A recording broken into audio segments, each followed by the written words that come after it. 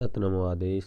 सिर सदगुरुदेव जी को लख आदेश आदेश आदेश। नौनाथ 84 सिद्धन को आदेश आदेश आदेश। नाथ संप्रदाय के साधु अपने साथ जो रखते हैं, अपने साथ में क्या क्या रखते हैं, कौन कौन सी चीज़ें धारण करते हैं, उसके बारे में चर्चा चल रही थी।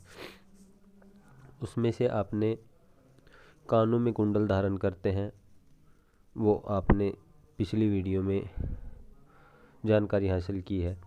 और त्रिशूल धारण करते हैं, वो भी आपने जानकारी हासिल की है। इसके बाद में नाथ साधु चिमटा रखते हैं। चिमटा जो है वो भगवान शिव आदिनाथ के द्वारा नाथ साधुओं को मिला हुआ है और उसी के प्रतीक स्वरूप में नाथ साधु चिमटा रखते हैं। चिमटा जो एक मंत्र के द्वारा सिद्ध किया जाता है और चिमटा सिद्ध होने के बाद में अगर किसी भी प्रकार की ओपरा पराई या किसी भूत प्रेत ओपरा पराई पिशाच कोई नेगेटिव शक्ति का प्रभाव व्यक्ति विशेष पर हो जाता है तो उसके ऊपर से चिमटा उतार करके झाड़ देते हैं। उसके बाद में आपने धुने में चिमटा देखा होगा और हवन कुंड में भी चिमटा देखा होगा। तो इसके बाद चिमटा रखते हैं। एक होता है सेली और सींगी। सेली नादी को कहा गया है और सींगी जो है वो सींग अपने साथ में कुछ नाथ साधु रखते हैं जो बजाने के काम में आता है और उसमें फूंक मारकर बजाया जाता है। वो हिरण का भी सींग होता है और भी विशेष सींग होता है जो फूंक मार करके बजाया जाता है और वो सुबह शाम पूजा आरती भजन और अपनी साधनाओं के दौरान उसे बजाते हैं। इसके बाद में शंख रखते हैं जो पूजा पाठ में बजाया जाता है।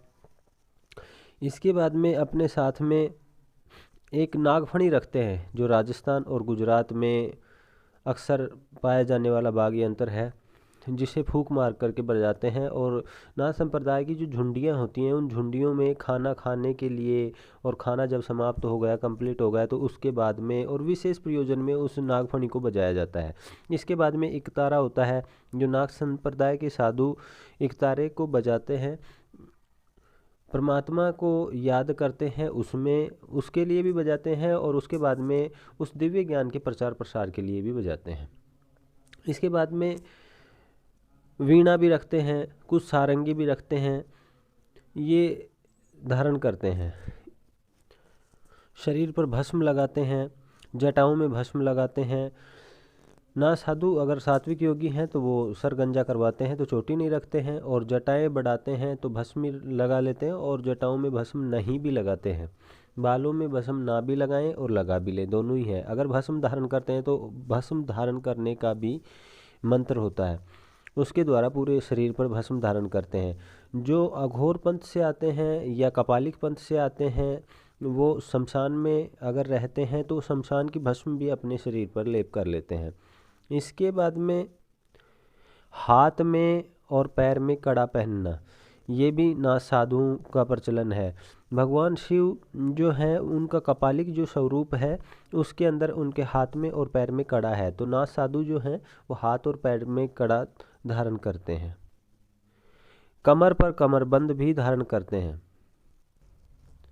रुद्राक्ष की मालाएं धारण करते हैं। रुद्राक्ष जो है वो भगवान शिव के आँख से गिरा हुआ पानी यानी अश्रु है जिससे रुद्राक्ष की पैदाइश है, तो रुद्राक्ष धारण करते हैं।